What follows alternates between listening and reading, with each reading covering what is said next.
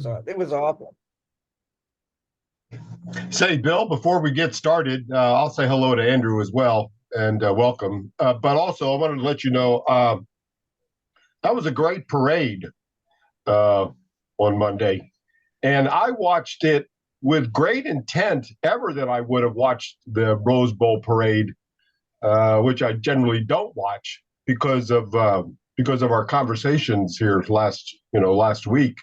So Uh, and with the enthusiasm that even more so that the Rose Bowl parade had uploaded the complete show to YouTube a day or two later, I believe it was, and I downloaded it and archived it in my library. oh, great. Well, glad you enjoyed it. They're always fun. I mean, when I lived back east, I'd watch it on TV, never think I'd be there.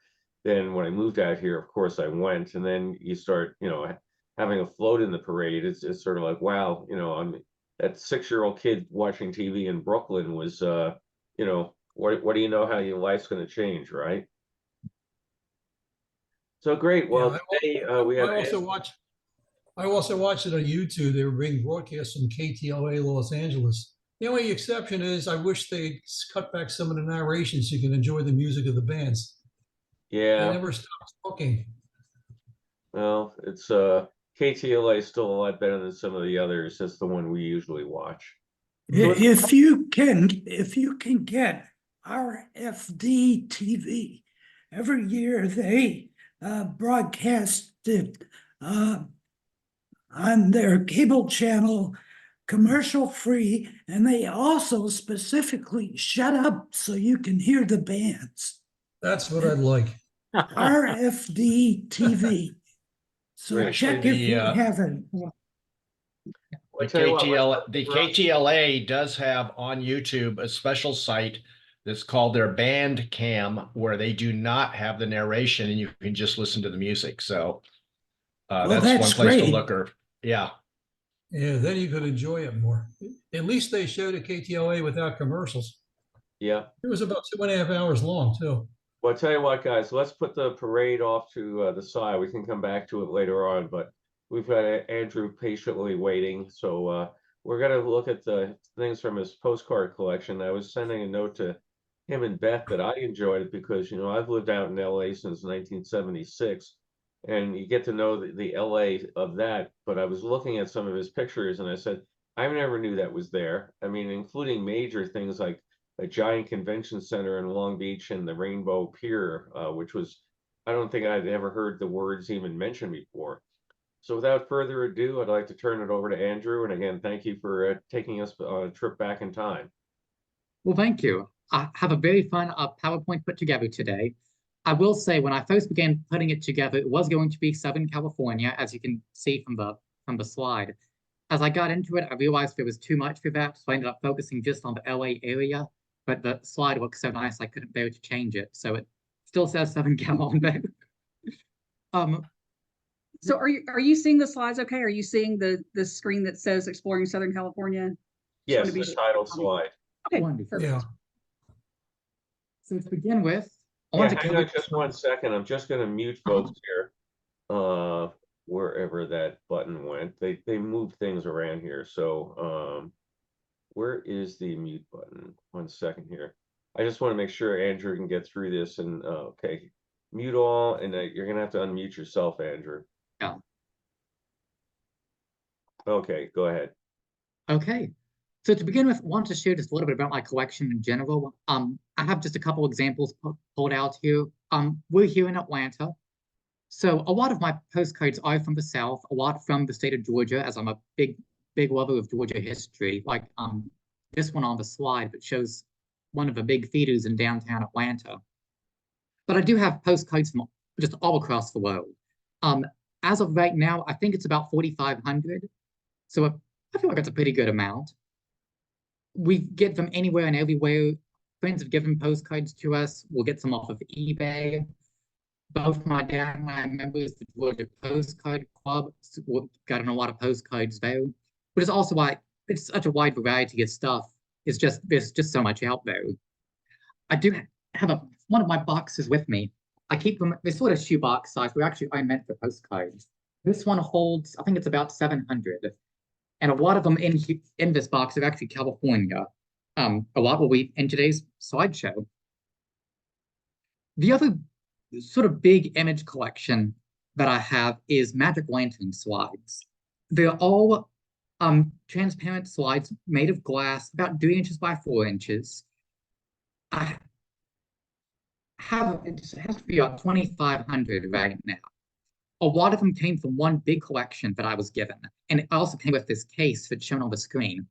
And the case has just slides and slides and slides. I had a lot of fun looking through them, gathering info about all sorts of different places. Mm-hmm. And all the slides that were in that set were all architectural. They were from a local library that was had this big case looking to get rid of some slides. And I threw my hat in the ring, and this is the result. It's sitting in our foyer right now. We thought, the funny thing about this, we thought it was a card catalog. It looks like a library card catalog.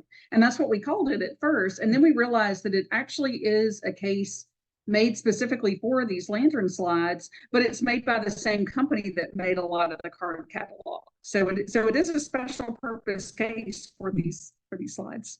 We love it. We're excited about it. And you can see actually on the top of this picture, on the left is a projector for it. Works best with postcards. We thought it was meant more with magic lanterns.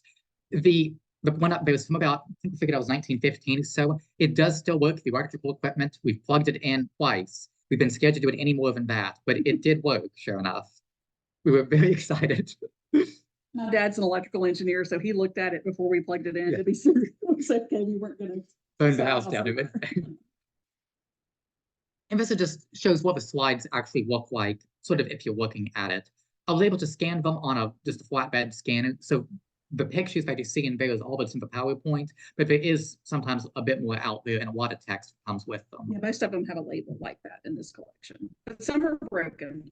Yeah, this is a sort of a better example. This, of course, the Great Pyramids.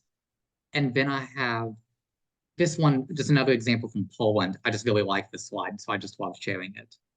To keep track of all this, because it is a lot, I do have just a massive Excel spreadsheet. A lot of the information in today's presentation is just pulled off of this list. Right now, I'm at about 10,000 lines. Usually, it's about 1 line per item, sometimes more. It has all sorts of detail, like architect, year build, when it was demolished. With the image, if it's a postcard, a lantern slide, what other type of thing it may have come from, where the image is from, who published it, who photographed it, how high quality I scanned it, where it can be found, what box it's in, all that. And if the building is still standing, or if you know what happened to the building, a lot of times you I haven't noted. Yeah. So the first one I wanted to begin with is actually a bit of a mystery. This is from that big case. It is labeled as the Guiding Appointments, designed by Richard Neutra. It says it's California. It has no more specific location. Richard Neutra also designed in the 1930s, a apartment building in LA called the Jardinet Apartments. We just said is Spanish for garden, for French. We think, well, Jardin is French for garden, so. French is not my thing, or any languages at all. But I've looked up the Jardinet Apartments online. They don't seem to actually, they look like this, but not enough that I think it's the same. I wanted to throw this out there in case anyone has an idea what this building might be. It's a very close match to Jardinet Apartments, just not enough. I'm willing to say that that's it.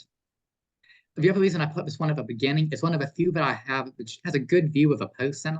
I would love, there's no way to ever find out, but I'd love to know who the guy is looking at it. So that brings us into the actual sort of meat of the presentation. So to begin with is, of course, Los Angeles itself, City of Angels.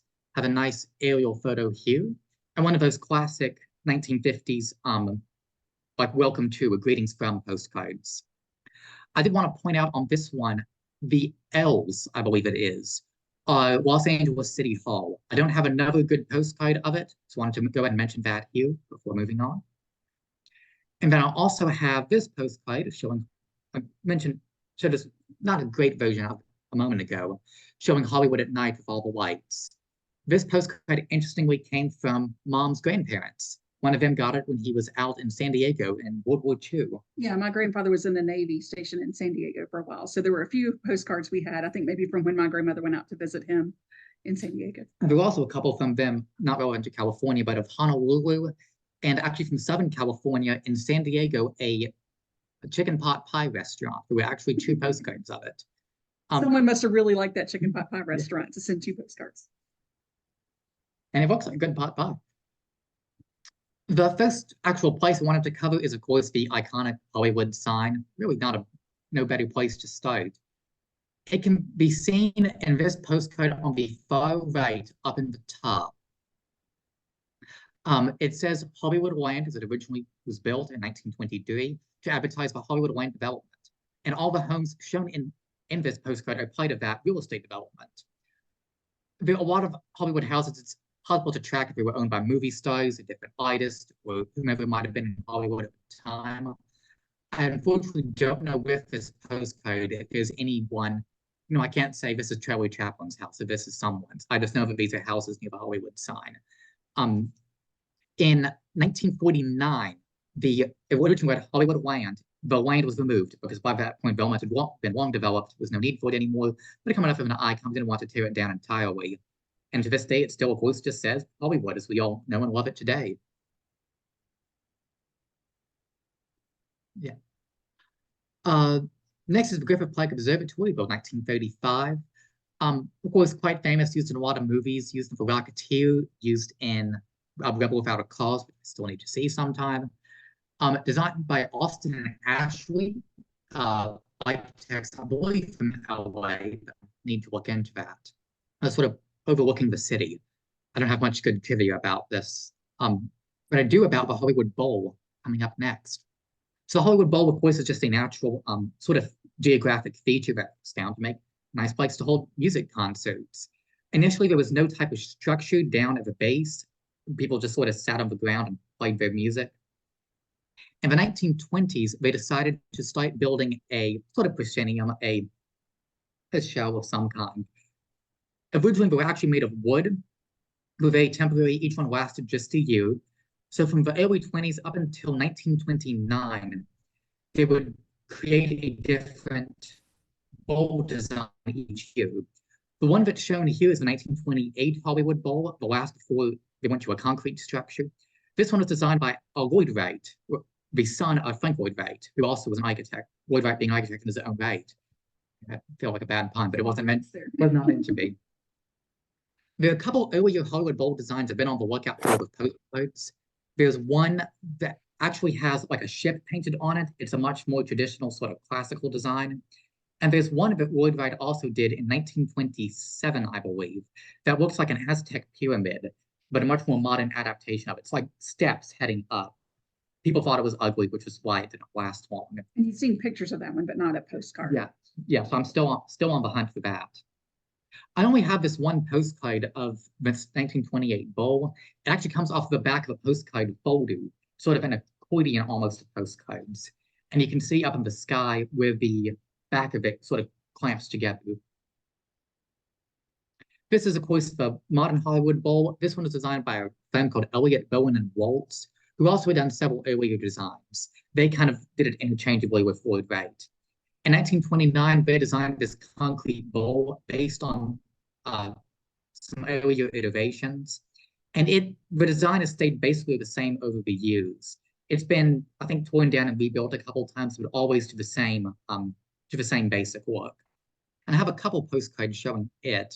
There's this one. This one shows a bit more of an aerial view, and then one more sort of similar but colored a little bit differently. Since we were mentioning movies earlier, this was used in Double Indemnity, one of my favorite Fred McMurray movies. My mom doesn't like it when I say that. Next is the LA Memorial Coliseum, built 1921 to 1923. It is built in Exposition Park in Los Angeles, California. In 1932, it became home of the LA Olympics. And in 1984, when the World's Fair came back to LA, it was held here again in Olympics. I keep saying World's Fair.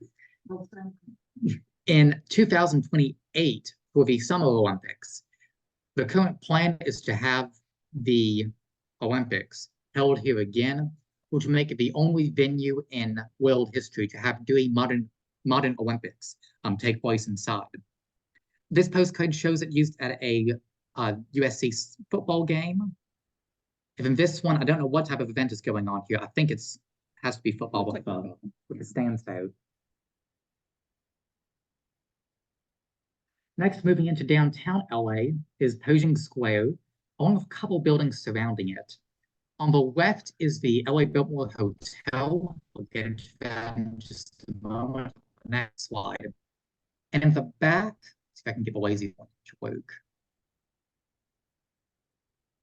Is the lazy pointer showing up by chance? Hopefully. In the back, sort of opposite Pershing Square from where this postcard was taken, is a Art Deco structure called Creel's Auditorium.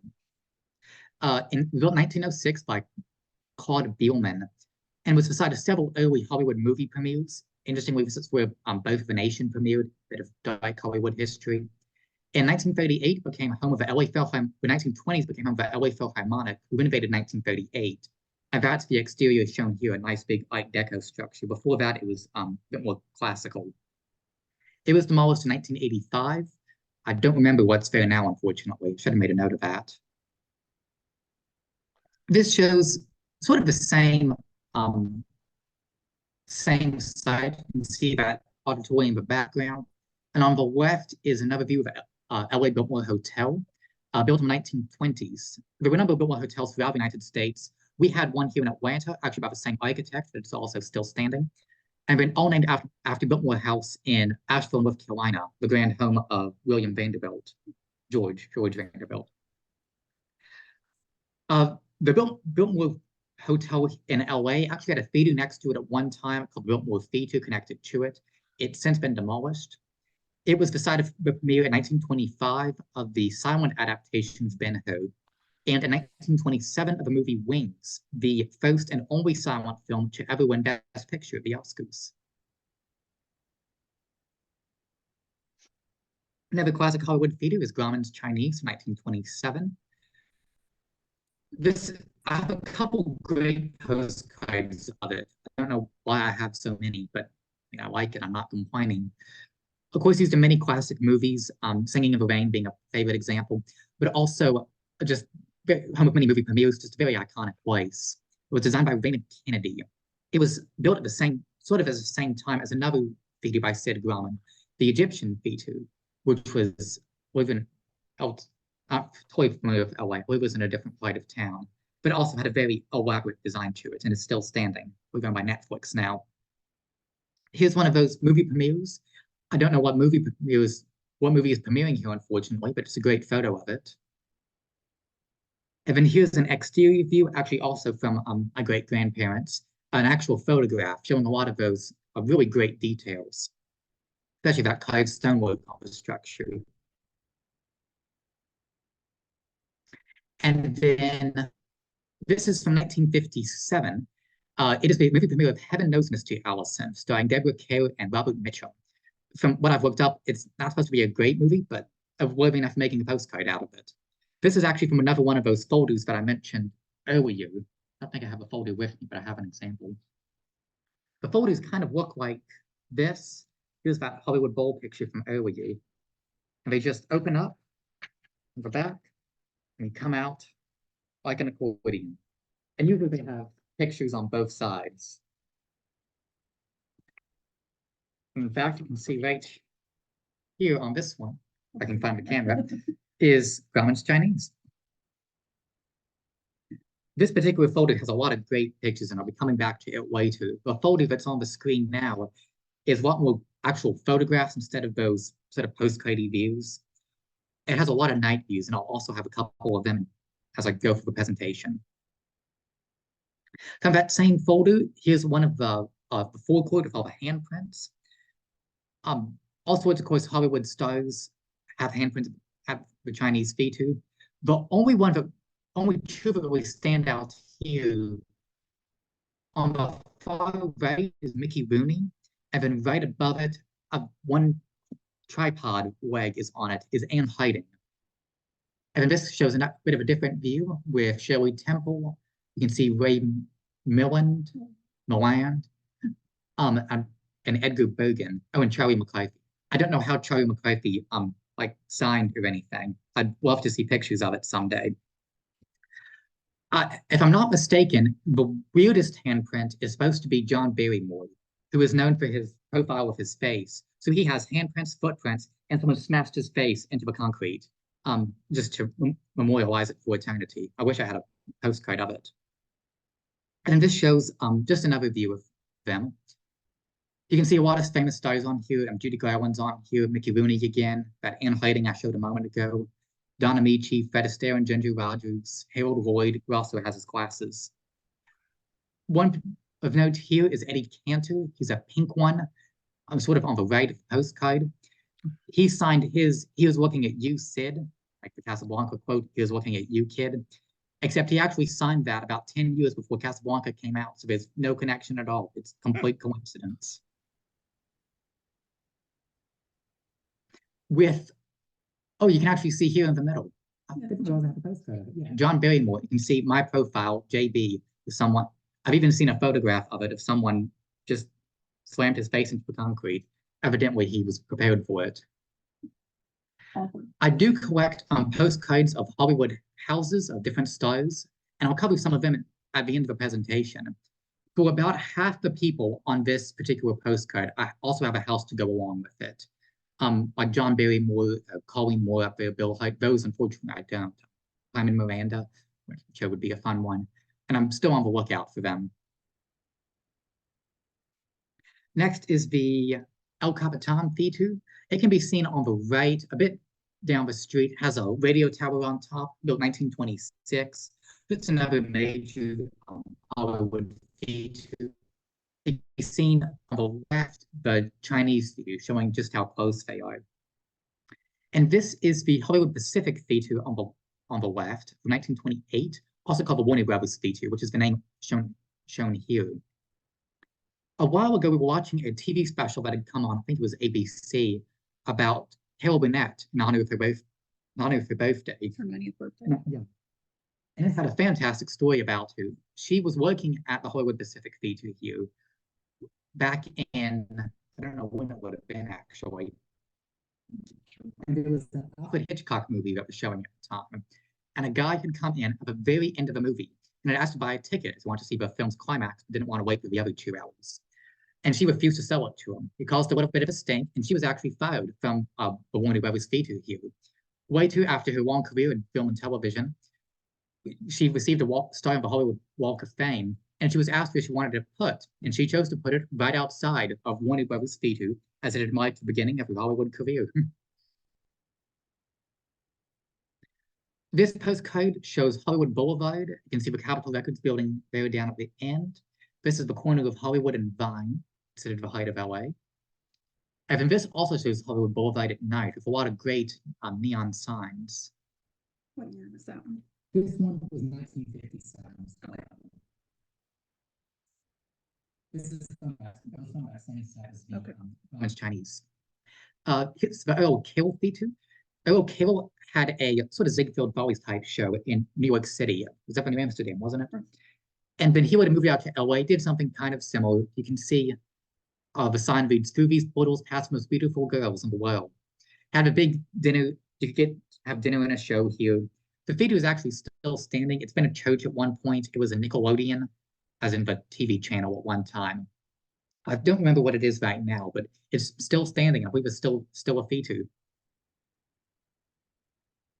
Also in that same area, CBS Columbia Square, a home of both radio and some TV studios. There were a number of I believe TV series actually filmed inside this building. It was built in 1938. I have this postcard showing that sort of postcard view of it, and an actual photograph of it from 1957. Nearby was the NBC Radio City West, was Radio City East, was Radio City Music Hall in Rockefeller Center. And you can also see in this postcard a CBS studio from a moment ago and the Earl Kill Theater. NBC Radio City West was actually demolished back in 1964. You can see here's another sort of better view of the building, and it's nice, sort of Art Deco design. And here's one more view of it. And you can see down at the end, down the street and on the right is the Brown Derby restaurant. I believe it was actually not next on the slide. We'll be coming back to that in a moment. Capitol Records Building, 1955 to 1956. Interestingly, it is considered the first circular office building in the United States of America, and maybe even in the world. You can see on top of it is a radio beacon that has a little light flashing on top. There's another view in sort of this postcard. You can see the beacon. It is my understanding the beacon flashes in Morse code the words Hollywood. But on occasion, if there are record releases, they will have like the artist's name and whatever date the album will come out. And supposedly, if you decode the Morse code, they will release information about upcoming albums before they do press releases through the radio beacon. So instead, if you look out through the flashing lights, you can sometimes get a good scoop. Here's the Brown Derby. I've followed back a moment ago. There were actually two Brown Derbies in Hollywood. There was one on Wilshire Boulevard that looked like a Brown Derby, the big sort of concrete dome structure. And this is the one called the Hollywood Brown Derby, closer into town. Even though it was called the Brown Derby after the big round hat, this is the one that became more famous. This is where the Shirley Temple drink was invented. And this is where, in that one episode of I Love Lucy, where she met William Holden. And hijinks ensue, of course. It was demolished in 1994 after an earthquake. But there are, of course, replicas at many of the Disney parks and other places around the world. I think it was a couple. This was a fascinating little bit of radio history that I ran across. This is the Little Country Church of Hollywood. This postcard was inside one of those subfolders, and I had never heard of it before. It was built back in 1934. It's a small little sort of remote country mountain church. And there was a radio program here, I have the same name, it came on every Sunday. It was a sort of a small country preacher, but being off in Hollywood. He would give a sermon, they'd have a little service like you would off in the mountains somewhere. And that was it, that was the program. It lasted for many, many years. Eventually went off the air, I guess just radio kind of began to go out of style. Eventually the show was canceled.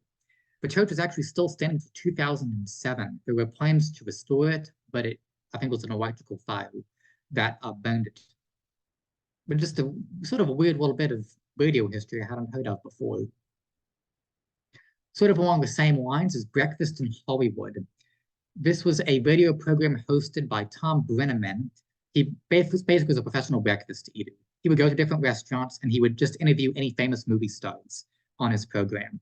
I saw that Orson Welles was there, all sorts of directors, actors, producers, really anyone who was anyone in Hollywood. The show began in 1941, went through a couple of different name changes, and in 1948, it actually ended due to his unfortunate passing. He was killed by a heart attack. After that, we tried the show, I think, for 1 or 2 more episodes, but they just couldn't make it work, and they finally canceled it. This postcard, I don't really know much about its story. It was mailed up in 1945, and just as some type of song that they would sing on the show, I guess. I don't quite get with the elaborate outfits how that worked on radio, but somehow they made it. I don't know. This is that same photo I showed just a moment ago. I have a couple postcards of movie sets, not a great deal. This one is some type of amusement park. Don't know what movie it was for, unfortunately. And I also have this one showing 2 women out of a park in very fancy dresses. Yeah, this particular folder has them on the cover, but also inside. I've tried doing like a Google reverse image search to figure out what movie this may be from. I've not had any luck so far. If anyone has any ideas, feel free to let me know. I would absolutely love to find out what movie they were filming. Heading back a bit further into LA history is Schuetz Park. So far as I know, this is the oldest postcard I have from LA. It was published before 1907. Schuetz Park was an amusement park well known for its shooting the Chutes ride, which was a log ride, as you can the big attraction shown here. You sort of hop into this boat, you head down the hill, and you careen off into the lake. and get very wet in the process. This postcard, I can say with about 90% accuracy, is the LA shooting the Shoots ride. It doesn't actually say it in the caption, it was published in LA, and it looks a lot like the LA amusement park. I actually have a second postcard of it here. You can see the same sort of walkway on the left. The Shoots ride looks very similar. The lake looks similar.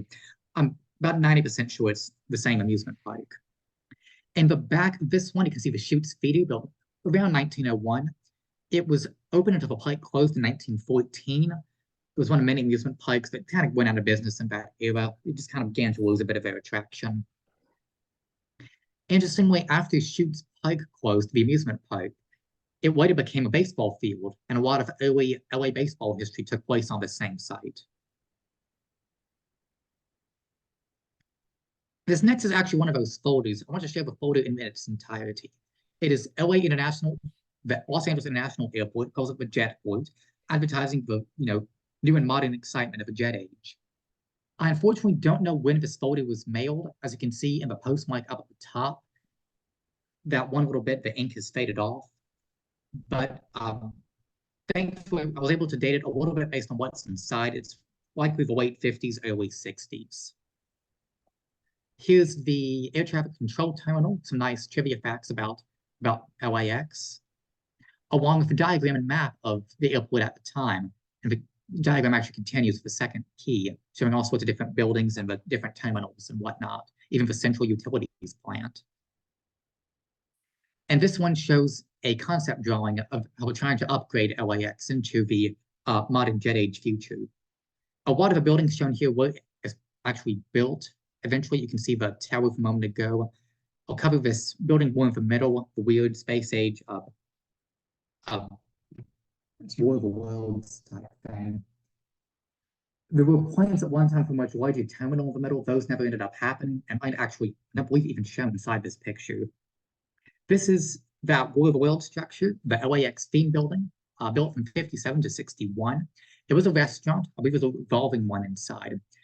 It ran into problems of its own just due to airport security and whatnot. It was at one time a USO. I think it's vacant now. I haven't checked on that recently. But just a fascinating mid-century structure. Very cool, very space age, absolutely, especially with a nice car sitting out front. This shows one of the terminals. Another view of that theme building and terminals. I can come through these quickly. United Airlines, more of a restaurant. Another view. We were really proud of it. This shows one of the trains that would go around. You can see the truck is hiding behind the palm tree there. It looks kind of cool in space age, called Satellite Transit, with a nice space age design on it. And then finally, a very photoshopped picture of a jet plane over Los Angeles, along with that theme building. You can see it's a folder and a dead close fade. Next up is some of the lantern slides. I have just a couple from LA. A lot of the slides that I have are mostly East Coast and a lot of Europe, but I have a couple of note. This is one of my absolute favorites in my collection overall. It's the Bradbury Building, built in 1889. It's an apartment complex, known for its elaborate wrought iron work on the inside. That can really be seen a lot of the detail here. It's also been used in a lot of movies and TV shows. My personal favorite is Pushing Daisies, where it is Ned the Pie Maker's apartment. I mentioned Richard Neutra earlier, the architect of the 30s. This is his Ralph Waldo Emerson Jr. High School. It was considered a landmark of 1930s modern architecture. It is still standing today, but it is a chartered school instead of just a public school. Slide quickly wasn't working. That is the Allo Building. I know very little about this. It was built in 1949. There were actually a couple buildings by that same name in Los Angeles, made this very hard to research. I don't even know fully which one this is or where it was located. Big mystery, but interesting photo. From downtown, the Petroleum Building, owned by Mobil Oil. Up on the roof there, you can see Pegasus, the Mobil Oil logo. And it's a bit hard to tell on this slide, but there's also some other neon there. At night, it would light up, and it looked like he was also like flying around and flapping his wings. which I'm sure was pretty cool to see. This building is still standing. I don't remember what it's used for now. Also, from downtown, the Prudential building, shown here, life insurance, and on the bottom floor is Orbax, which is a department store. See some comments in the chat. Oh, talking about Richard Nutra. This also from him is the Landfair Apartments, 1937. I know very little about this structure. I couldn't really find much online, but it's such a fantastic photo. I'd love to share it, especially with that car sitting over there on the right. It makes just a very unique slide. For some interiors, I have the Schultz Advertising Agency from 1937. Don't know much about it. And the Strauss Residence from 1940, another piece of modern architecture. Next is Frankfurt Welt. This is the Eileen Barnsdale Hollyhock House, also just called the Hollyhock House. It's designed for Eileen Barnsdale, a major art collector. She was a big fan of Frankfurt Welt. And she named it Hollyhock House after her favorite flower. And in fact, the little, I'm going to put the laser pointer on them again. These little sort of, I don't know what to call them, little things protruding out of the top here on the roof are designed to look like a hollyhock flower. It's right now is part of Barnsdale Art Park. After her death, a lot of her land was given to the city of LA to become a park, including this house. This is George Sturgis' house, also a Wright design. This is from Wright's Usonian phase, sort of his sort of philosophy about house design. He only built one Usonian house in Southern California. That's the one shown here. I don't know much about Usonian houses personally, but I'd love to learn more. And this one my mom actually asked for specifically. This is the Lee and Mary Blair house of 1939, designed by H.H. Harris. It is still standing today, looks very similar. I don't know if it's been restored or just well maintained, but of course owned by Mary Blair, a longtime Disney designer, which I don't know if you had anything to add about that.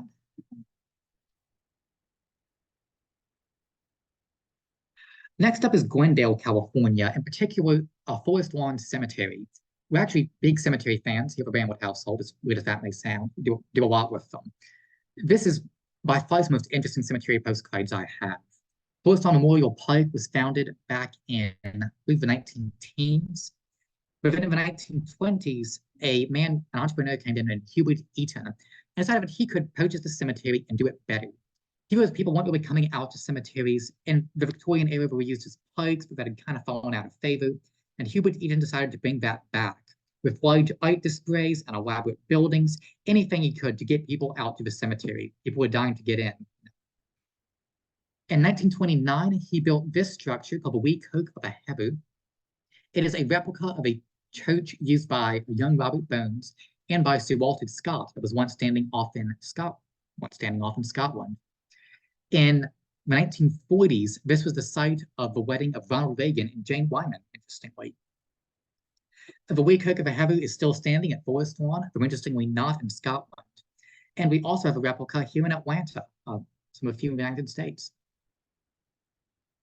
Another one of the churches that they built was called the Little Church of Flowers from 1917.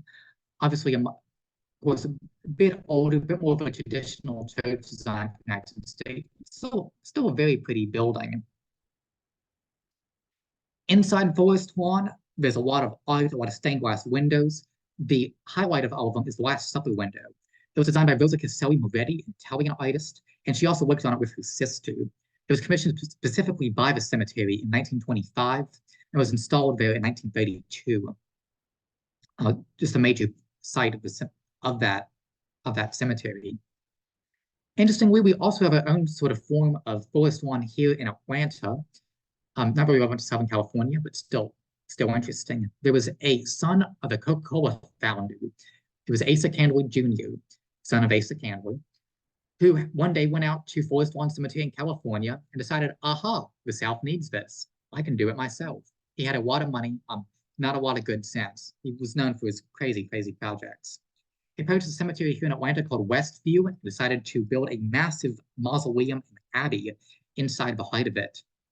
He got halfway through construction, got upset with the state over permits and trying to get authorization for all this, and finally left. Westview Abbey is actually still standing. It is a beautiful, beautiful structure, but still only half finished, and no major work has been done, I believe, since the 1940s. I only have 1 or 2 postcards of Pasadena. This one shows the Colorado Street Bridge from 1912 to 1913. Well, there are a lot of bridges across the United States look like this now, that concrete arch design. This was a very early example of it, so definitely architecturally significant. Well, it may not seem a lot now since we're all kind of used to stuff like this, definitely a big deal in its day. Also near Pasadena is Eaton Canyon. This is a lantern slide of it. It's now a park with an nature preserve. The canyon itself has this wonderful waterfall. For whatever reason, inside this lantern slide has a nice ladder climbing up it. I'd love to climb up that ladder if it was still there, but shaking her head no. Finally, in Pasadena is the Gamble House, 1909. This is considered one of the best examples in the United States of arts and crafts architecture. It's beautiful on the inside. It looks like an incredible place. It's, I believe, still a private residence, but they do, I believe, offer some tours. Interestingly, this is also the home of Doc Brown in Back to the Future. It's just another view of it from the side. On the inside, it has a lot of woodwork and a lot of tile work, which looks very, very nice. Which we've seen on the internet, but you don't have. I don't have any postcards or lantern slides. Yeah. This is another house by H.H. Harris. I unfortunately don't know anything else about it. It was just labeled House, Pasadena, California, H.H. Harris. But still just a nice photo, has some nice furniture. And then heading back to Frank Lloyd Wright, this time in Pasadena, is the Millard House, 1923. Wright designed a number of Aztec and Mayan revival homes throughout the United States, particularly in the Southwest. And this is considered one of his best examples. You can see the tile work he designed on the back. It's sort of concrete blocks, designed as sort of an Aztec style. Here's a second view of it. Just a fascinating, fascinating structure. Close by is the city of San Marino, home of the Huntington Library. The Huntington Library was built in 1907, actually originally just as a house for Mr. Huntington, who had a very large art collection and very large library, designed by Myron Hunt. After he passed away, after Huntington did, it became the library and museum. So here's a view of the gardens. And this is a library building from 1920 that was designed specifically for it. Also by the same architect, who tried to keep it consistent. It has a large botanical garden, which can be seen in this postcard.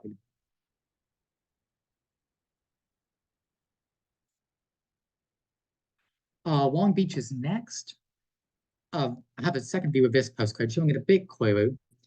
I love this beach scene showing some of the amusement park rides. I don't know which pier this is in Long Beach history. I was able to look into the history of the piers in Long Beach a little bit. I haven't actually figured out which one this is. I love all the seats, all the people in the seats. And I like the umbrellas. So I believe that earlier I was mentioned the Long Beach Municipal Auditorium and the Rainbow Pier. This is the Long Beach skyline from that pier, while this postcard shows the auditorium itself and the pier in the background. Here's a view showing the pier. The Rainbow Pier was built in the 1930s. It was called the Pier, P-I-R-E, without Pier, P-E-E-R. It's a very bad pun. What did I spelled it wrong the first time, but keep going. Okay. You can see it's sort of encircling the municipal auditorium. It was built about the same time in 1932. There was a major push, sort of from about 1900 into about World War II, across the United States for municipal auditoriums. It was essentially a convention center, same sort of idea. They could be found in many major cities: St. Louis, Atlanta, Nashville, New York, Augusta had one. There were several throughout California, really anywhere and everywhere. A lot of them sort of fell into disuse. They didn't have a lot of actual convention hall space. It was mostly the auditorium itself. Because of that, a lot have been demolished over the years. Long Beach Municipal Auditorium is no different. It was built in 1932. In 1975, it was replaced by a convention center on the exact same site. About that same time, this Rainbow Pier was demolished, and they actually expanded the beach out with a sort of landfill to give them a bit more land space. Because of that, a lot of the Rainbow Pier is now all just grass and convention space. Not really much to look at. There's only one part of this auditorium still standing. In this little niche in front of the structure, there was a large mosaic tile wood showing the beach history that was actually saved and moved to a nearby part and can still be found today. This is really a nice postcard of Long Beach. You can see a farmer's market over on the right, and in the back, sort of underneath the text, is the Wise Building. It was a department store built in 1932 by Horace Austin, who designed a lot of Art Deco structures throughout Long Beach. A bit to the left of the text is the old Long Beach City Hall, built in 1923. It has been demolished. It's not around anymore, but I don't know when that happened. Next to it is Veterans Memorial Building. I think it's an auditorium, not totally sure. For whatever reason, with these old Art Deco structures in Long Beach, there's very little information about them online. I've tried digging for what these buildings may have been or when they were demolished, and I really haven't had much luck, other than the fact that I know that they're not there anymore.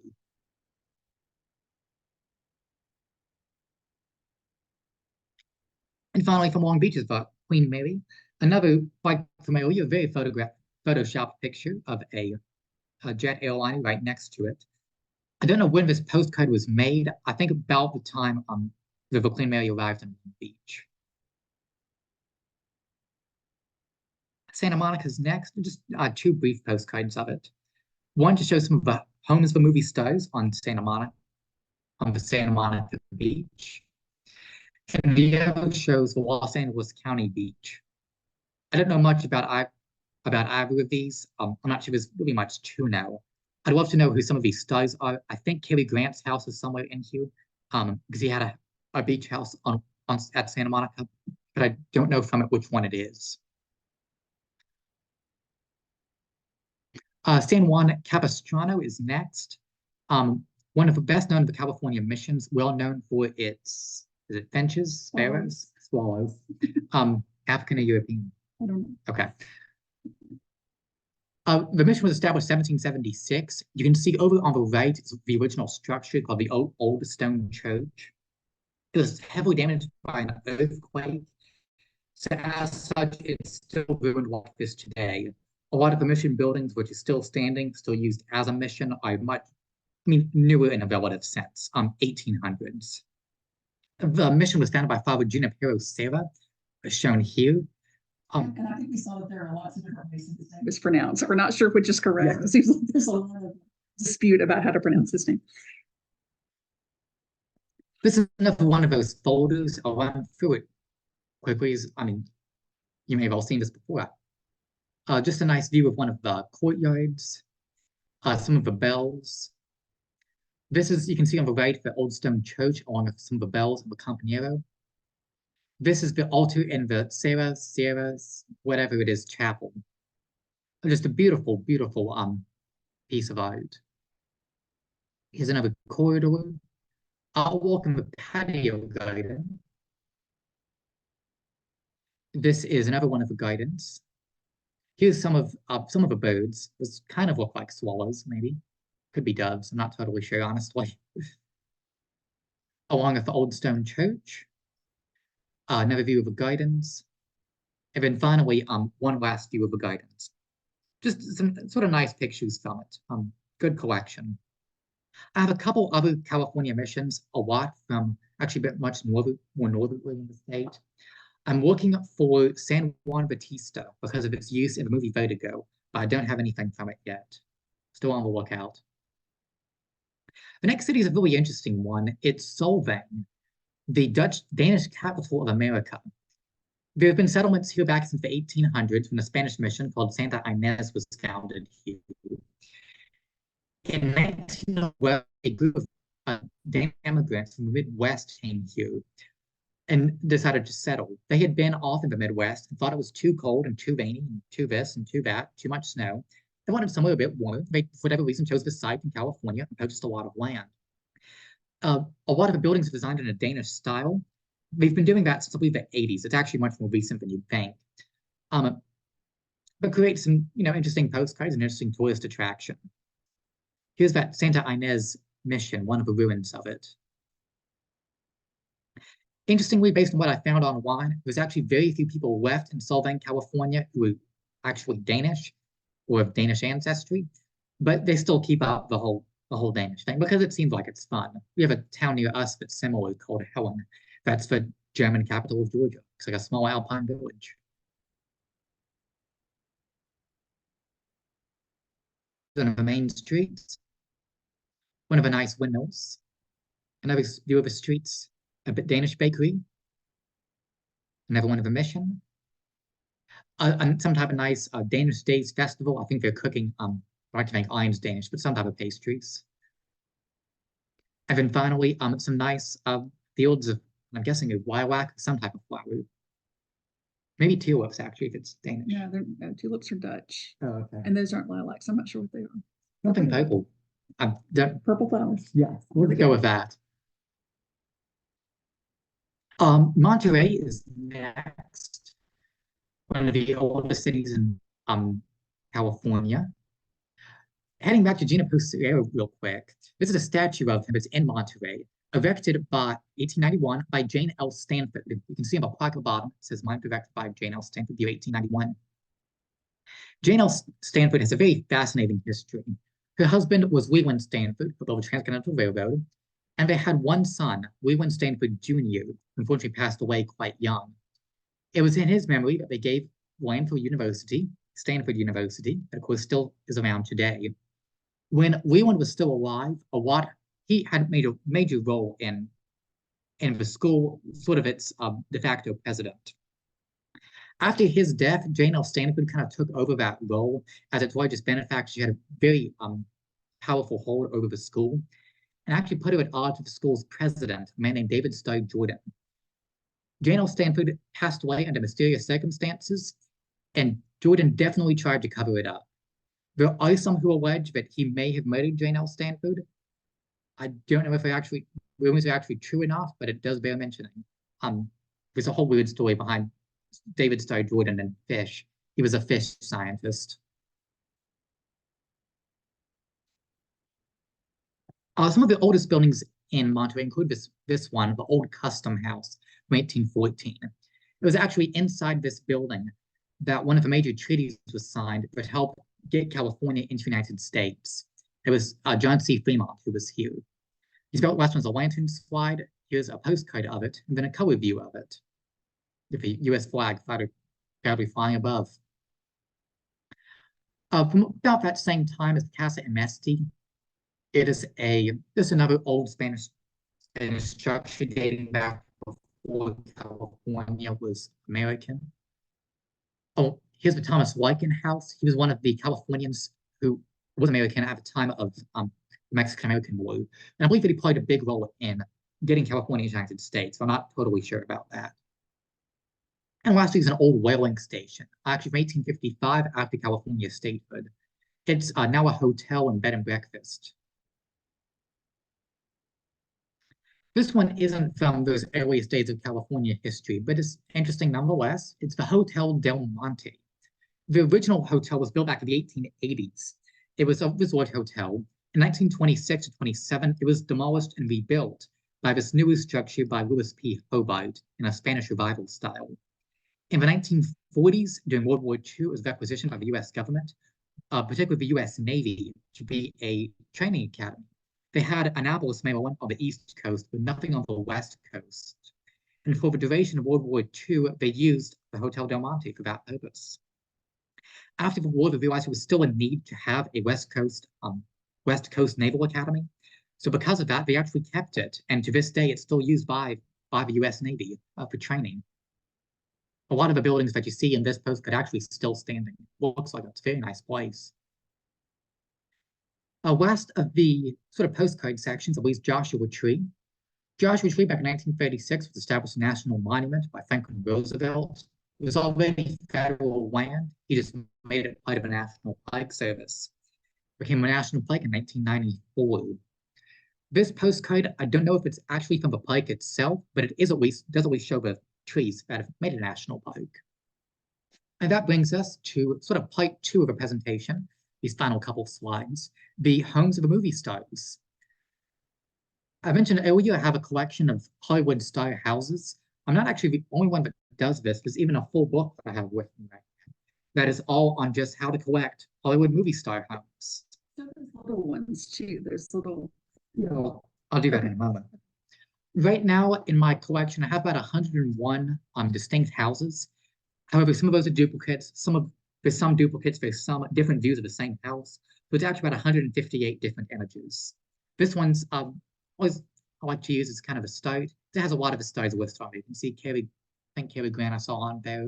Robert Montgomery's on there. You can see Bing Crosby, Clark Gable, Shirley Temple, all sorts of different stars. I did a while back turn this into a digital exhibit, actually. If you go to my website, to the exhibits tab, there's a link here on the PowerPoint, you can see all the cards that I had at that time. It was about 60 then. Since then, I've grown my collection in a couple of different ways. So it's all these new ones that I'll have in my PowerPoint today. I'm trying not to overlap. The first one, for whatever reason, this is one of my favorites. This is Marion Davies. Marion Davies was the longtime mistress of William Randolph Hearst. Hearst paid for a lot of nice stuff for her, including this beach house in Santa Monica. Marion Davies' beach house was built in 1930 by architect Julia Morgan, who also designed San Simeon, William Randolph Hearst house, with the inspiration of Xanadu in Citizen Kane. The home was around for quite some time, from almost 1956. But it can actually, the swimming pool is now a community pool, still open and available today as it was when Marion Davies was there. And in the front, of course, is Marion Davies herself in one of the oddest pictures I've ever seen of a Hollywood star. We found this one on eBay, and as soon as we saw the listing, we just had to get it. It's just too good not to want. So this next little set is all actually silent film star homes. I have 2 sets of these. They're called these scenic colored miniatures. This one. They're all business card size. And these 2 sets are silent film stars. It's actually the same set, but in different packaging. One has this yellow design, one has the red one. So I'll go. I do have one other that's a lot of holding it right now. It's more after sound was added to pictures, but a lot of the houses in here were in that exhibit, so I didn't include them in PowerPoint. You can go through these kind of quickly too. Yeah, there's not as much info available about the Hollywood houses, unfortunately. Some of these stars are today pretty like remote, not a lot of people obscure, yeah. Though this first one actually isn't exactly obscure. This is Moorcrest, the home of Charlie Chaplin, was 1923. Chaplin had a couple homes in Hollywood. This one, sort of his grandest, with this nice big castle design. Interestingly, the home is still standing today. It is owned by actor Andy Samberg, who was on Saturday Night Live and Brooklyn Nine-Nine. One of the few Hollywood star homes still owned by an actual movie star. Next is Theodore Roberts. Not another, he's sort of an obscure one today. He was in 1923 Moses and the Ten Commandments, the original Cecil B. DeMille adaptation, before the 50s one with Charlton Heston. This is Will Rogers, of course, a star that needs no introduction. This home of his is known as the house that Jokes built. Unfortunately, I haven't found much more about its history. For one of his other homes, a ranch home I have a postcard of, is now a state park. This one wasn't that last exhibit, but I wanted to include it because it is considered the greatest of the Hollywood houses. This is Pickfair, the home of Douglas Fairbanks and Mary Pickford. Sort of the original Hollywood celebrity couple. They lived in this house when it was built in 1918. It was renovated in 1929 and expanded a little bit. Although later went through a major divorce, Pickford actually lived here with her third husband much later, Charles Buddy Rogers, The movie Wings that I mentioned earlier in connection for Biltmore Hotel. In the 1990s, is it Pia Zadora? Yes, it was. Pia Zadora purchased the home. She thought it was haunted and actually had it demolished not long afterwards because of this. Of course, I have to put in a plug. The only thing I've ever seen her in was Santa Claus Conquers the Martians, the horrible Christmas film from Mystery Science Theater 3000. This is a very interesting one. It's the Garden of Allah. It was the Allah Nazimova resident. She was a Russian film actress who was in a 1922 adaptation of Oscar Wilde's Salome, the best known role. Her name was A.L.L.A. After the film career had kind of ended, she went into the hotel business. She turned a grand Hollywood house, shown right here, into a big hotel called the Garden of Allah. Later, she ended up moving on, was purchased by like a hotel chain who had an H at the end of it. It evidently had a big Islamic theme to it. In 1959, the home was demolished after many years of serving as a hotel. This was Setsu Hayakawa. He was an early Hayakawa. Always pronounced that wrong. He was an early Hollywood film star. He was known as, interestingly, an early sex symbol of Hollywood in his much younger days in the silent film era. Later, in the 1950s, he was in Swiss Family Robinson and Bridge on the River Kwai. This is the Elliot Dexter house. I have found so little about Elliot Dexter. Looking up his movies, none of them stand out as, oh, I vaguely heard about it in the vaguest of senses. I don't know anything about him. His house is a mystery. No idea who built it, when it was built, if it's still around. Very weird house. I have no clue what's up with it. This one is Warren Kerrigan. He was actually a very interesting story. He had a very big silent film crew before World War I, but in World War I, it all ended. There was a couple of reasons why. He had people had wanted to go off and fight overseas, but he had to stay home to take care of his mother, which was the nice thing. People still got upset about it, but kind of ended up tanking his film career. The other thing that did him in at that time is a reporter asked him if he would be serving in World War I, and he said no. He was an actor. Actors were essential workers, too important for that. And they shouldn't be sending actors overseas to go fight. They had work to do at home. And that completely ended his career. He briefly revived it in the 1920s, but it didn't really go anywhere. He had a couple more scandals. He had a partner named James Carroll Vincent who lived with him in his house, which caused a big uproar. After that, he just sort of vanished off the face of the earth. I think it became a fashion designer of furniture, interior decoration, something like that, but never had a Hollywood career after the 20s. Charles Ray, best known for being in the movie The Coward. It was a Civil War film from 1915. Don't know much more about him, unfortunately, or his home. Wallace Reid, he built this house in the 1920s. He lived here with his wife until his death in 1923. He was killed, I think it was a drug overdose. After that, his wife became a very big advocate for sort of drug awareness and appeared in a lot of movies all about the topic. And his death brought a lot of attention to the topic. This is Helene, with an E at the end, Chadwick, not to be confused with Helen Chadwick, who it was also another star by that name. I was trying to get them all figured out. This one, I think is one of the E, despite the caption being misspelled. She was in the original A Star Is Born from the 1930s. She had a small bit part. Many of her earlier silent roles, which is really when she was the true movie star, are now lost to history. A lot of the films are just gone. Jack Holt was in The Treasure of the Sierra Madre. He was mostly a Western star. He had a son named Tim Holt and a daughter as well, who was also an actress. Tim Holt was also in many, many Westerns.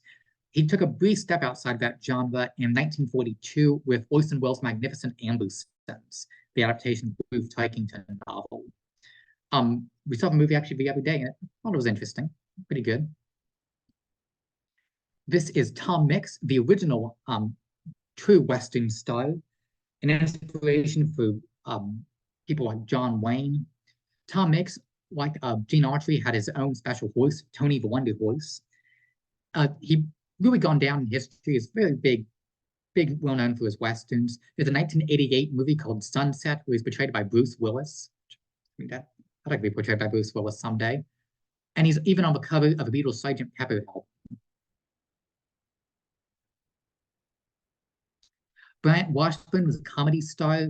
Don't really know much about his movies or about his house. He's another sort of weird mystery out there. Dorothy Phillips is shown in this postcard, actually along with her house. You can see her lounging on the front porch. She's known as Kid Nazimova. She was very similar to Alla Nazimova, mentioned just a moment ago, but just a bit younger. After her silent film career ended, she ended up in a lot of sort of extra roles, extra bit parts. She was in The Original Father of a Bride, and her last film role was in The Man Who Shot Liberty Valance, the Western.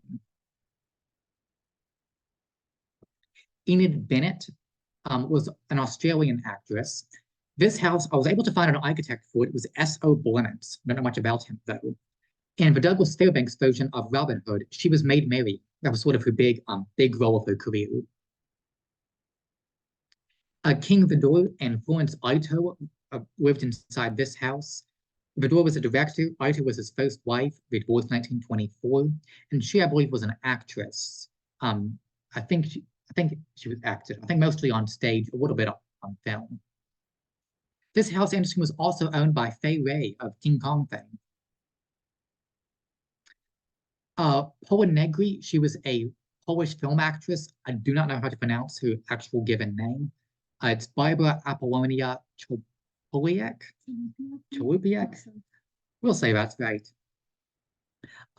Another just big star of that era. Julian Elton was actually a vaudeville performer who, near the end of his career, ended up in Hollywood. He was known as a female impersonator, made a very, very big amount of money off of that. One of even the highest paid stars of his day. And you can see it in this truly grand house. Certainly paid. Lastly is William Desmond.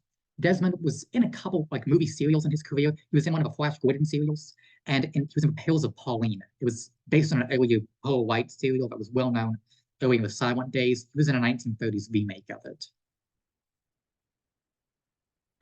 This last little set, nearing the end here, is some Viewmaster reels. I feel like I've gone through this pretty quickly. I'll go through these real quick. These were a bit hard to scan, but I was able to get it working. There's Loretta Young's house. One of her actual several houses designed by Gerard Van Pelt. One of the other ones is inside that exhibit that I mentioned earlier. Ray Milland. He was a British actor. He was in Dial M for Murder. Robert Montgomery. His house ended up in a couple different. There's a couple houses of his that were postcards, and then this one is as a Viewmaster slide. He's the father of Elizabeth Montgomery of Bewitched fame. Next is Robert Taylor and Barbara Stanwyck. Taylor was the host of Death Valley Days, a good friend of Ronald Reagan. Barbara Stanwyck, of course, being in movies like Double Indemnity or Christmas in Connecticut. I don't remember which Western show it was that she was on. Was it The Big Valley? I think so. Ada Lupino, of the ones in the Viewmaster, this I thought was one of the most interesting ones. She was an actress in her career, but also became a film director. She was considered the first female director of a noir film. It was 1952's The Hitchhiker. She's also the only woman ever to direct an episode of The Twilight Zone, and the only Twilight Zone director to be in an episode of The Twilight Zone as well. I don't remember which episode she directed, but the one that she acted in was the 16mm Shrine. It's frankly sort of a Sunset Boulevard knockoff with Twilight Zone elements to it. It's actually pretty good. I like it. One of my favorites from the series. But she is the Gloria Swanson, Norma Desmond type character. I mentioned earlier Cary Grant's Beach House, and here it is. Built in 1930, actually for a different style of film, Norma Talmadge. Norma Talmadge had a film career in the silent days, but she was said to have a bit of a weird voice. And because of that, when they went into talking pictures, her career didn't go anywhere. However, in the short time she was in silent film, she made a great deal of money, and she invested it wisely and became actually still quite wealthy, even wealthier than she had been when she was an actress, due to her well-placed real estate investments and just other investments. If her story sounds a bit familiar, that's probably good reason. She was the inspiration for Winnie Lamont, the silent film actress for Weird Voice and Singing in the Rain. And she's also considered an inspiration for Norma Desmond in Sunset Boulevard, another silent film actress that couldn't make it. The last house on here is the Jack Benny house, here with Mary Livingston, who was his wife and his co-star on the Jack Benny show. This home was designed by Carlton Burgess, who designed many other stars for Hollywood celebrities. I didn't have any pictures of them in the slideshow, unfortunately. I don't think I did. There was also an architect named, I think, Paul Williams, who was well known as an early African-American architect. He designed many homes for different Hollywood stars. Really made a name for himself doing that. Both Carlton Burgess and Paul Williams there are sort of two big names I kept running across and looking into these celebrities. So with that, I've actually reached the end of my slideshow and a bit of a whirlwind trip through Southern California. Well, thank you very much. Really appreciate it. I took this here, and I'm sure go through the chat. I saw things popping up, but you know, it was interesting. Like I mentioned, that Rainbow Pier, I had never heard of it, and you know, so I looked at it.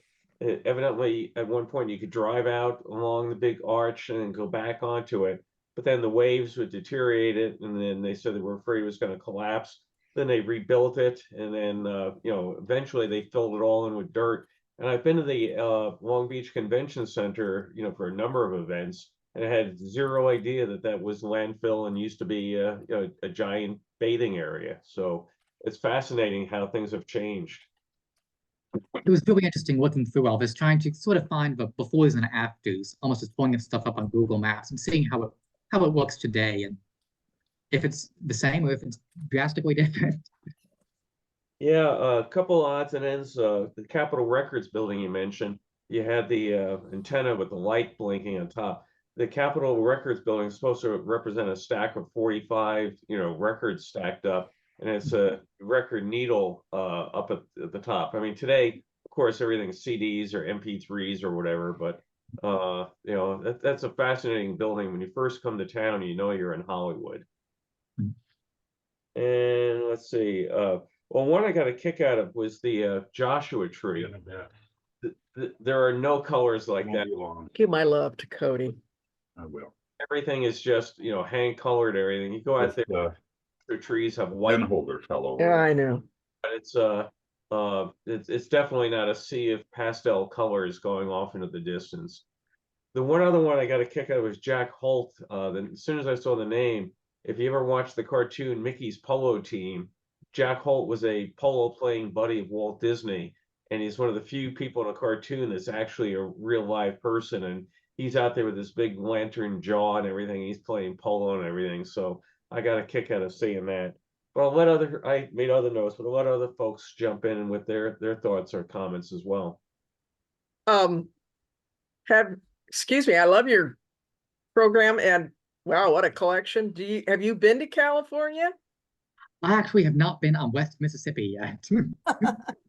Because you have a passion for this. I've lived here all my life. I could care less. but wow, I have a collection of Buffalo Bill postcards and Knott's Berry Farm, but nothing like yours. Thank you. We'll have to get you out here someday. Yeah. Stand up. Yeah, just a couple of quick comments. First off, it's a great presentation. Really enjoyed it.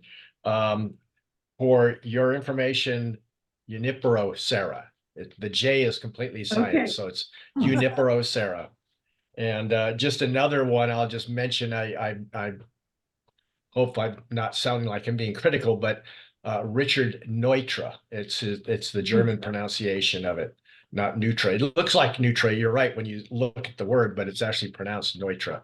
And being an architect myself, I studied him in school. So yes, he's quite well known. And the other thing you might want to look into, I don't know if they're I would imagine there would be postcards of it, but possibly not.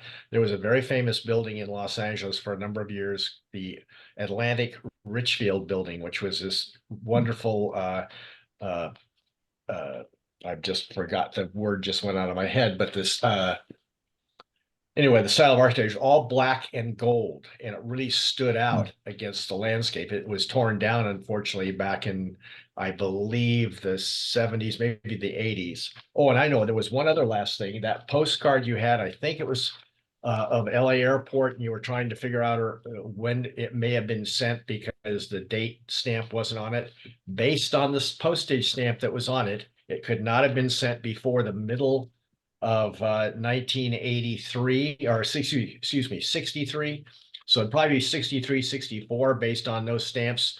Usually were used up. It was a commemorative stamp and would be used up in a fairly quick manner. So that'll give you at least a time frame to look at. So it Yeah. could not have been before that. So there you are. There's a few comments I had. Yeah, thank you. Great, thanks, Brock. Carol?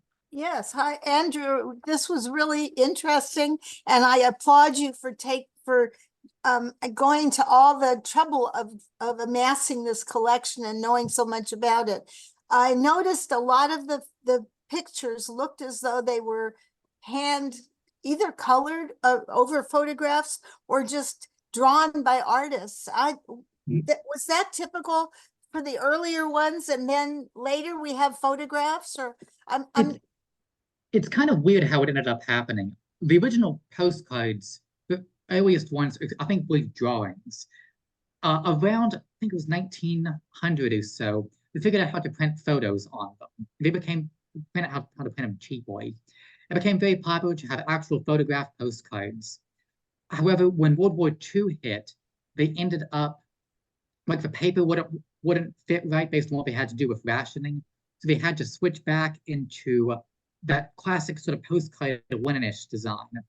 That's like when we think of old postcards, but greetings from, that same work. Those were usually based on postcards. I think the coloring was simplified to make it easier to print. And then in the 50s and 60s, it went back to having actual photos. So it's kind of gone everywhere over the years. interesting. And I bet you can't find any new postcards now because nobody sends them anymore. Yeah, I have a huge collection of Disney postcards, and all of a sudden it just falls off the cliff. They stop selling them all. Nobody sells postcards anymore. Oh, They're not even around hardly. That's Yeah, because and nobody buys them, so they're not going to sell them. Well, I'd buy them. No. Well, Well, you what's may, but I interesting mean, about, go ahead. no, I was just going to say the average person, I mean, we're all into cell phones and the photos you can take on cell phones. So why would you buy a postcard anymore? It's a shame. It's really a shame. But Yeah. anyway, it's a great collection you have, Andrew. Yeah, you have a wonderful collection. What is interesting about the postcard situation, as far as you're right, you can't find them hardly anywhere. There's a few around, but not very much. But the post office still prints millions of postcard rate stamps every year.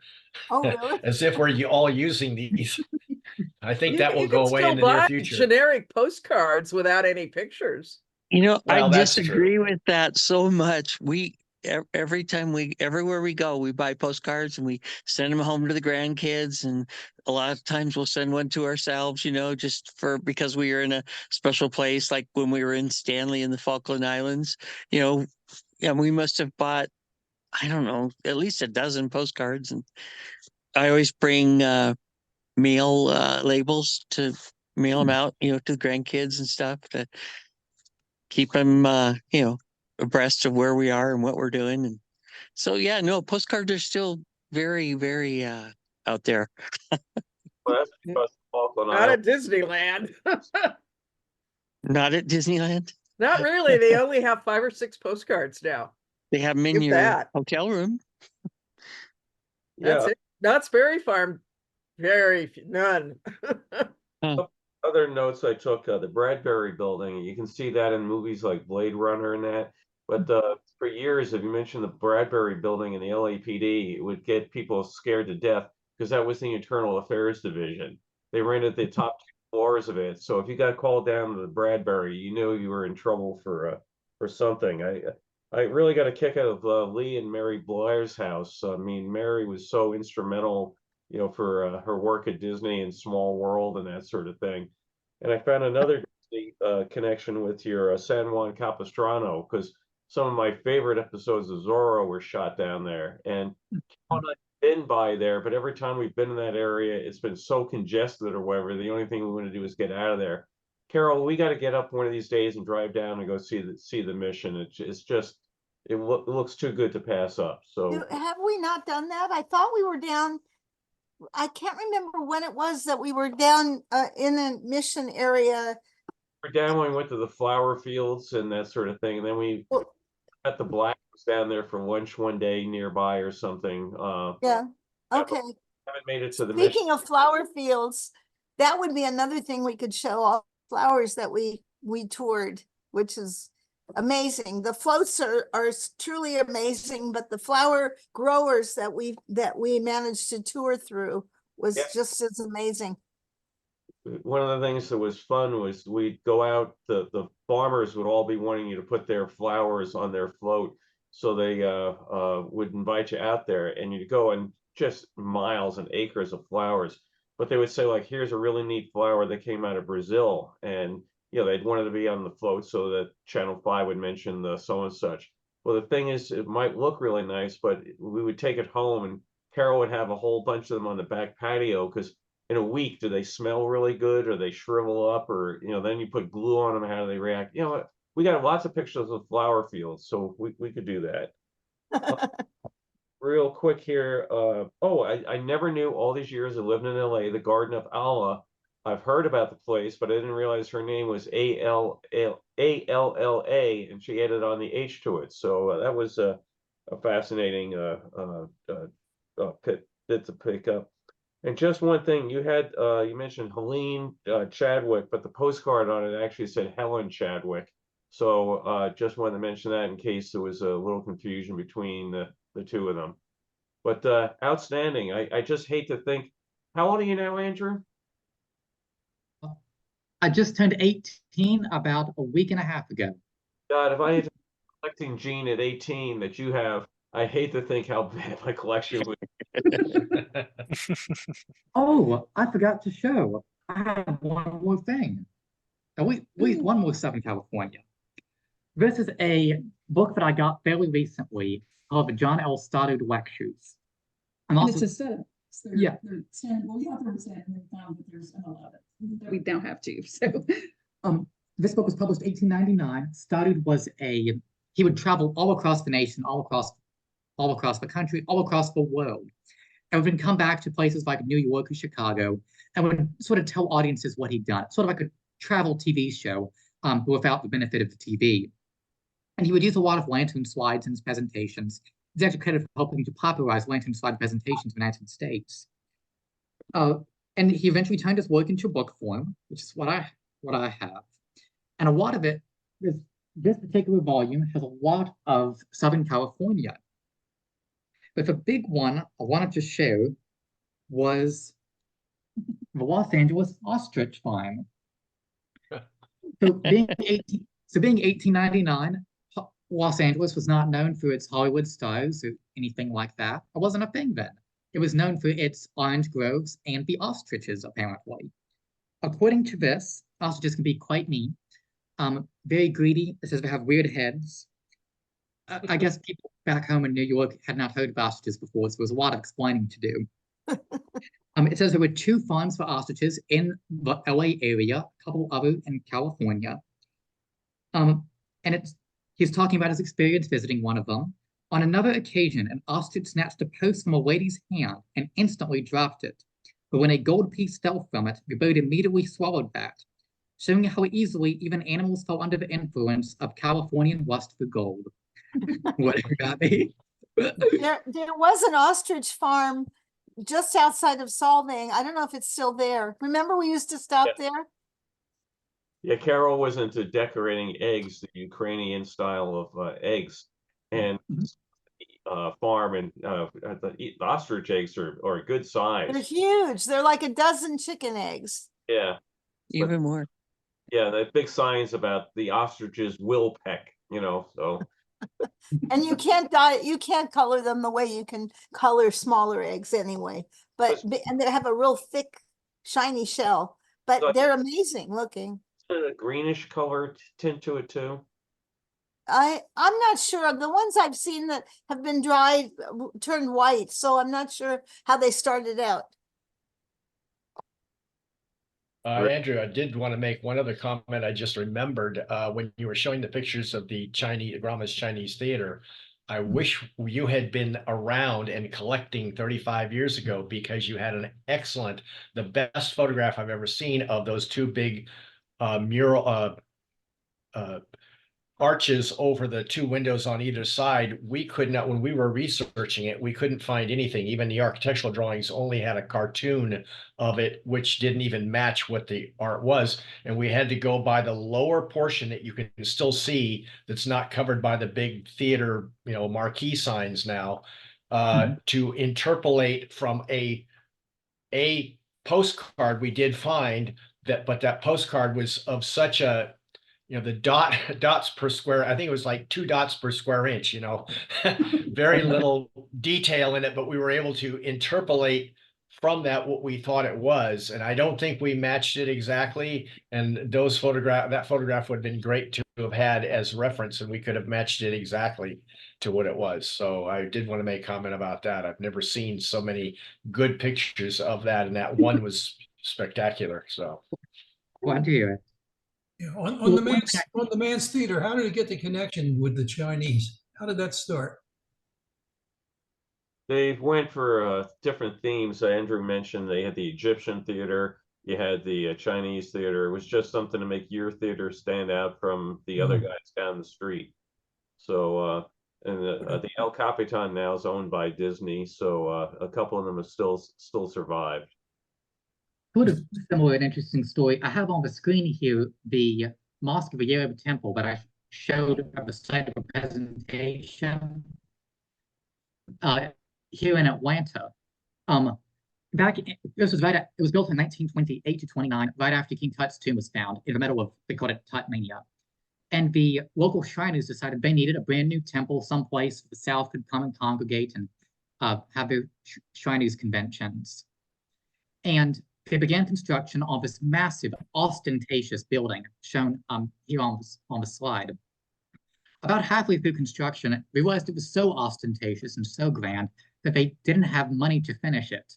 So they invited movie mogul William Fox to come in and turn it into a theater of his.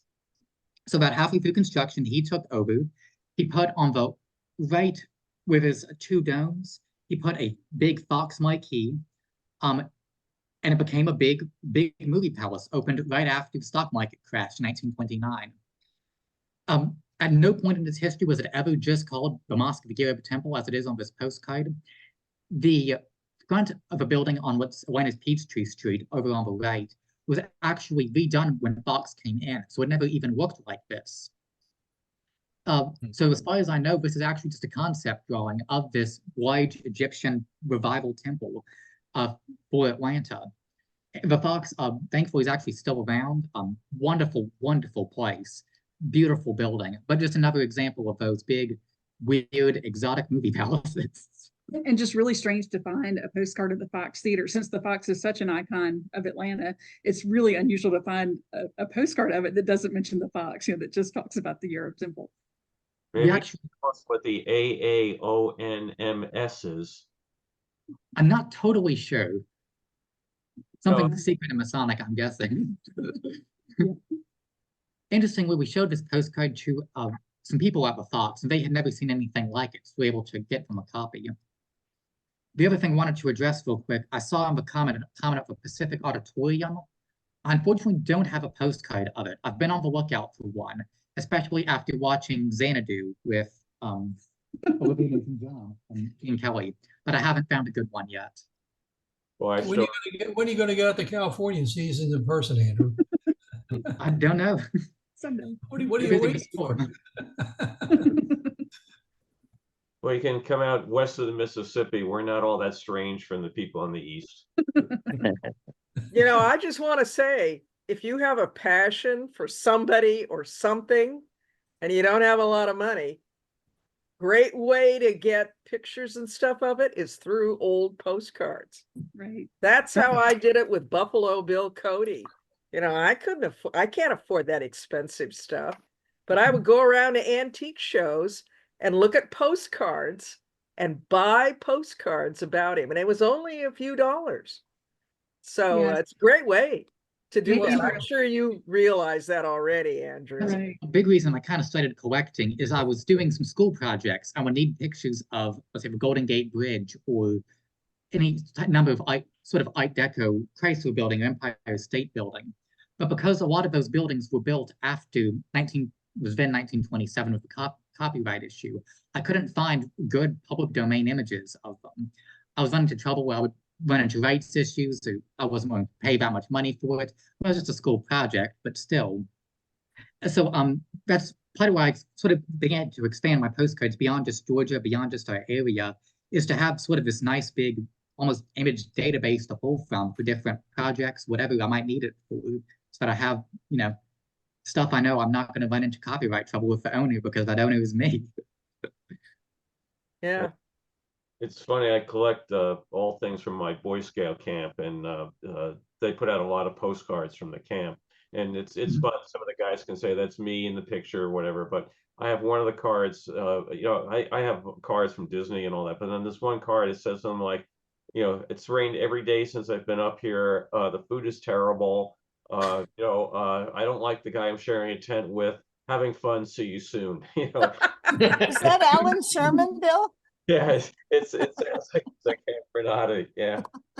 Now you do have some lantern slides from the different World's Fairs, Yeah. right? So if we have time at the end, he does have some of those that we can show to you.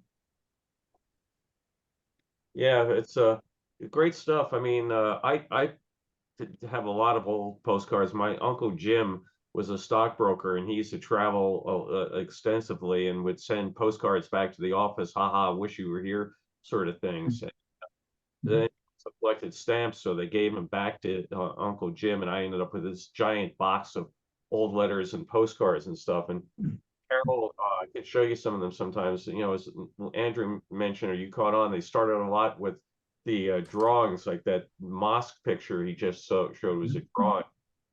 And they didn't really have color photography back then. So even if they used a picture, they would hand tint the picture. So back until like the 1933 Chicago World's Fair, all the postcards that were coming out were hand tinted, and they still And they didn't look realistic at all. Yeah, they say Chicago was the last black and white World's Fair, because after that it came out the color. But you get a picture of it, and you can see say a picture of the transportation building with two absolutely totally different color schemes. Those guys in this decided building, guys decided to be a reddish building. So you know, just like Joshua Tree, you know, it's you can't take it as fact. But they went, a lot of those were printed on linen paper. So you know, there's a real look, and then that big whole wish you were in LA or welcome to LA, the big block pictures. I mean, there's so many different genres that they went through that it's kind of fascinating to go back and do it. Speaking of weird colors, I have this one interesting photo of a Golden Gate Bridge. For whatever reason, the bridge itself is white. Yeah. A great example of that. Some artists didn't read the name of it, huh?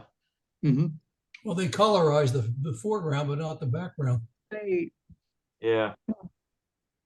Well, No, it's when it still had a primer coat on it. They hadn't painted it yet. yeah. I think the primer was that color. The primer was orange. Wasn't the Oh, primer great. coat rust? That was the natural primer. Well, I get a real kick out of it, Andrew. Somebody, by the way, did mention very, very early in the chat with your cabinet for the lantern slides. One big giveaway that was not a card catalog is didn't have the little rod that would go through all the cards. So it didn't have At first we thought maybe somebody had just taken that out and What's used that? it for the at first we thought someone had just removed that. Right. And then we realized that no, there wasn't even a place for it to go, that it was truly a different kind of cabinet specifically for these slides. It's a shame when you see how some of them are broken, you know. I have a stack right here. Oh goodness, of 3D pictures from the Chicago World's Fair, and I just, you know, I always feel like I'm dealing with nitro when I do anything. You keep them in the lake there behind you, Bill? Nice and That way they cool. can, that way they stay cool. Hey, Bill, the AAONMS was the ancient order of, let me see, ancient order of nobles of the mystic shrine, later known as the Oh, sure. Shriners. Oh, this is Cool. that's great. Good job, Don. Don That is, surprised me too. yeah. It's funny. I have a cabinet like that, only it's gigantic, you know, because it looks exactly the same. It's got the same poles. It's made of oak like that, everything except it's about 6 feet high and about 5 feet wide. And, you know, I think it's maybe 5 drawers across. But so it's for billings, right? So to track statements and bills. So if you, And Would the drawers be larger in that case? Why is it such a way, small drawer? way larger. Yeah, way larger. But exactly, it just looks like the same thing, only Right, maybe in the same magnified. Yeah. sure. Mhm. And then I wanted to tell you, Andrew, you had Solvang, and I just wondered if you knew that that's where Fess Parker lived most of the time, and that's where his winery is. I did not know that. It's very Yeah. interesting. And on the way, there's a hunter's camp that was, I think it was owned by Clark Gable, but you know, he and all the boys would gather up there and smoke and drink and all, and it's all, you know, kind of burned down now, but you can still see the, you know, where the buildings were and stuff. But anyway, it's kind of fun. when I saw, Say, I'm sorry, say, Andrew, can you repost the picture again of the Golden Gate Bridge that was painted white? Yes, I'm I think taking I just a have it. second to find it again. I think I have an It wasn't painted, it just wasn't colorized. Well, that's what I'm thinking is that a lot of pictures that I see here of it that were monochrome, either in illustration form or in a photograph form, depending on how they set the black and white levels of the monochrome film. A lot of times that you see the Golden Gate Bridge structure itself has more of a white hue to it. And was this card colorized, painted, I presume? Looks was- like it was hand painted. It was Parts of it were hand painted. They probably did the colors separately from the actual photograph. It was probably maybe not hand painted, but at least colored in different, almost like different color plates. I'll pull that up. I have a good example showing the process. Yeah, well, that's what I'm thinking. I'm thinking whoever colorized the photograph or a postcard, they did not. Perhaps the picture itself was monochrome, and then when they went to colorize the lake there and the trees and the people in the front, they opted not to color the bridge its rust color and decided to leave it white. Because actually, if you look at the mountains in the background, they too are almost rather monochrome looking. Right. So I think from what I see, which is why, you know, that the particular photograph itself, when it was photographed, the way that the black and white levels were set on the monochrome photograph, it allowed the bridge itself to appear more white than more dark. If you do a research, you can see that there are times that the bridge is dark in color on monochrome photographs, but then you can also see it at times where it's light in color. And I think that's what was done here, which is very interesting, because it throws it off from being actually what the true color of it is, or has been, and originally was. The other sort of fun, sort of same idea.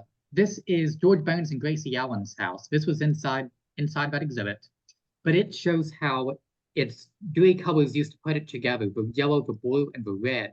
But for whatever reason, they were printing it, the plates all got messed up and out of alignment. yeah, So the colors don't match up at all. Yeah, you can So see you the see there's a green black above and the white photo trees. under there with all. yeah, Above the trees, you can see the green streaking the sky. right. Mhm. Yeah. Harold has had his hand up patiently. Yes, just the mention of Pasadena and ostriches triggered a memory for me.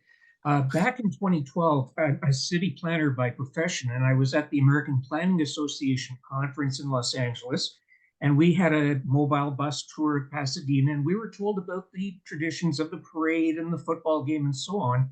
And we're told the parade came first, and it was about 1900 that the parade organizers thought, well, what do we do after the game or after the parade? And one of the things they came up with was a football game. They tried it. It was a failure. So then they decided, well, what else could we do after a football game? And I just Googled Pasadena ostrich races and came up with an LA Times article which said they tried various things after the football game failed that first year, things including chariot races, races between elephants and camels, and ostrich races. And I distinctly remembered that really stuck in my mind of having ostrich races after the Roses Parade. And then after those things failed after a number of years, that's when they finally said, well, let's try football again. And that seems to have stuck. So interesting background of the parade and connection with ostriches. Yeah, Very cool. That's very nice. And if you want to look it up, I've got the LA Times article. It was December 28th, 2017 by Scott Harrison, and a whole article about the early Rose Parade traditions that failed: chariot races, ostrich riding, elephant versus camel races. That's really cool. You know, this slide you have up of George and Gracie Burns, it's kind of extra cool because it shows you the process of how they colored the flowers and stuff. Because Right. you're basically seeing, you know, the coloring missing the target. But, you know, there's a great episode with George and Gracie where George gives Gracie all these beautiful flowers and he asks her where they are. And she says, well, I keep them in the fridge so they'll look nice longer. Oh, that was Gracie. She was unique. Yeah.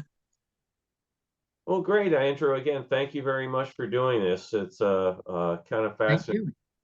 So when I looked through your presentation the other day, I realized there were all sorts of things that were going to be new, and it's really kind of great that some of these things are captured on things like postcards. You know, like where that giant slide was that you had, I'm gonna have to look up and see where that was. It's probably all, you know, somebody's either condo or a AM/PM mini mart or something these days. Yeah, that big bridge in Pasadena that you mentioned, that became known as a suicide bridge. That so many people would go and jump off it, and they finally had to go and put you know, barricades up. So you know, the nice lines of the bridge. I mean, the bridge is still there, but up on the top now, it doesn't look as scenic or anything as it used to. So it's great that things get caught. Oh, before we go, by the way, Brock, really good. It's a really good thing that you and I spoke last week. Brock was just getting ready to leave to come down and visit the floats. And I called and said, hey, looks like they're all done. Well, about 5 minutes after I spoke to you, they were basically fueling all the floats to get them ready to take them to the parade and telling everybody they had to get out of the building. Well, I get a kick out of it. You have to get out of the building in case anything bad happens, but all the drivers were having a barbecue over to the left.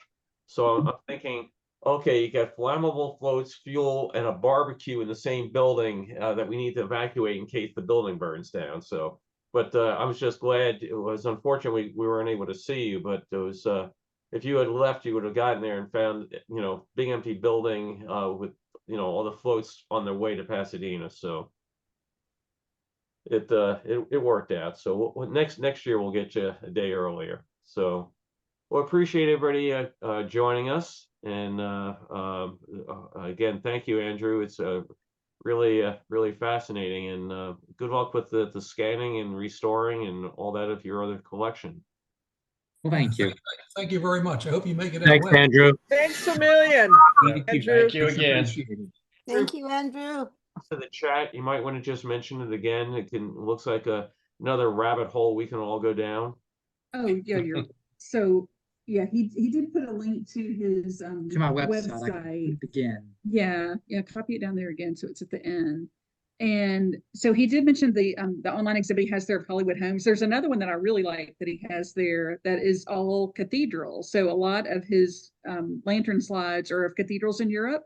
So they're all organized by different countries. Yeah, Andrew, are you sharing your screen? Yeah, I can share it. He'll share his screen so you can see it. He also posts on social media. He has 2 accounts, one called Peach State Pass that's all Georgia related, all Georgia history. And then he has another page called Archive of the Past. That's Any anyway, history. not Georgia. Yeah. Yeah. So this is the cathedral. Oh, this is the Hollywood house. Okay, I'll okay. pull up the cathedrals. It always takes it a minute to load, so. But it's worth it. Says the proud mom. That's right. You have a lot of other collections besides Southern California. Right. Yeah, the biggest thing that I have is Georgia. I have about 700 or so postcards from here. For Washington, D.C., I think that's running up at about 600. But you really started with Georgia. Mhm. Yeah. Yeah, so it uses the cathedrals exhibit uses all sorts of slides from that big collection that I got inside the case. It talks a bit about the design of cathedrals, sort of different parts, and then it moves on into the actual places themselves. And all these buttons all the pictures can be clicked on for more detail. Amazing considering the technology, huh? Hey. You know what's fascinating about all this is these pictures, 100 years old. Everything that people are taking today, 100 years from now, all these pictures on everybody's phones are all going to have been lost. Really a shame. Mhm. So, well, I will be back next week, voice permitting, with another presentation. I've got something I'm working on that I'll not announce until I'm 100% sure I've got it in the bag, so to speak. But now I just got the call. Our dogs are done at the groomers, and I'm going to go rescue the puppies. So, everybody for joining us. And again, thanks, Andrew. Appreciate it very much. Yeah, thanks, Andrew. Thank you. Thank you. Thanks, everybody. Andrew. Everybody. Bye-bye. Bye. Bye.